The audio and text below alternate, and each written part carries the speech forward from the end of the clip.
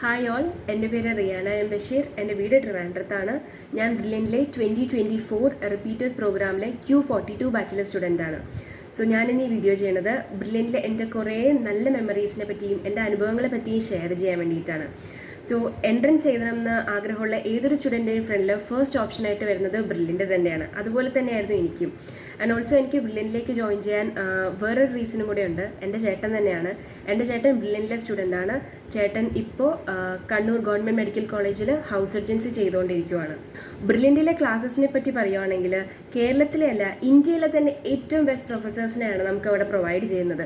So ഇവരുടെ classes attend ചെയ്ത് കഴിയുമ്പോൾ എല്ലാ ചാപ്റ്റേഴ്സിലെ ഓരോ ടോപ്പിക്കും ഓരോ സെക്ഷൻസും നമുക്ക് മനസ്സിൽ അത്രയധികം ഉറപ്പിക്കാനും ഒരു ഡൗട്ട് പോലും ഇല്ലാതെ മുന്നോട്ട് പോകാനും നമ്മളെ വളരെയധികം ഹെൽപ്പ് ചെയ്യും. ഇനി ബ്രില്യൻറ്റിലെ വേറൊരു ഫെസിലിറ്റി അല്ലെങ്കിൽ വേറെ ഏറ്റവും അട്രാക്റ്റീവ് ആയിട്ടുള്ള സ്പെഷ്യാലിറ്റി ആയിട്ട് എനിക്ക് തോന്നിയിട്ടുള്ളത് ഇവിടുത്തെ എക്സാംസ് ആണ്. എല്ലാ വീക്കിലും നമുക്ക് പോർഷൻസ് നടന്നുകൊണ്ടിരിക്കുമ്പോൾ വീക്ക്ലി എക്സാംസും അത് കഴിഞ്ഞ് ജാനുവരിയോടെ തന്നെ പോർഷൻസ് എല്ലാം കംപ്ലീറ്റ് ചെയ്ത് പിന്നെ ഉള്ളൊരു 3 months ഒരു സീരീസ് ഓഫ് മോഡൽ എക്സാംസിലൂടെയാണ് നമ്മൾ കടന്നു വരുന്നത്.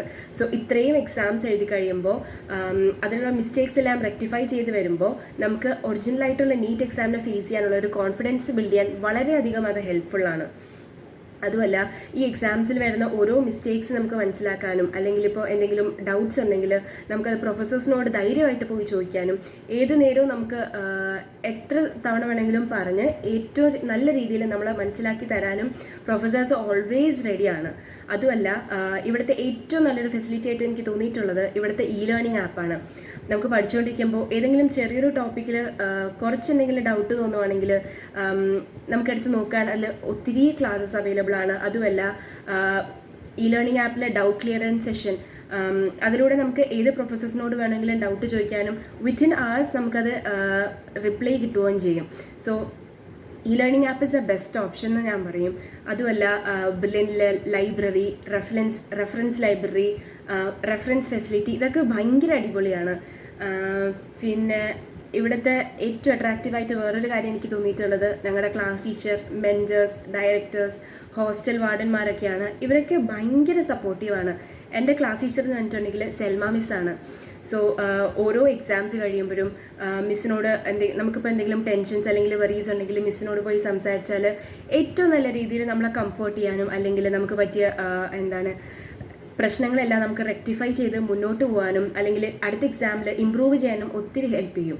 അതുമല്ല, നമ്മുടെ ഡയറക്ടർ ജോർജ് സർ, പിന്നെ coordinator justice sir, Tom sir, ഇവരൊക്കെ ഓരോ എക്സാം കഴിയുമ്പോഴും നമ്മളോട് ക്ലാസ്സിൽ വന്ന് സംസാരിക്കും.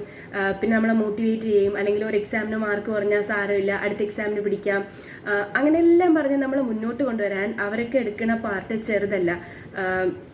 ഒരു രീതിയിൽ നമുക്ക് സ്ട്രെസ് ഉണ്ടാവാണ്ട് നമ്മൾ ഏറ്റവും സന്തോഷമായിട്ടുള്ള രീതിയിൽ തന്നെ മുന്നോട്ട് കൊണ്ടുപോകാൻ അവർ ഹെൽപ്പ് ചെയ്യും.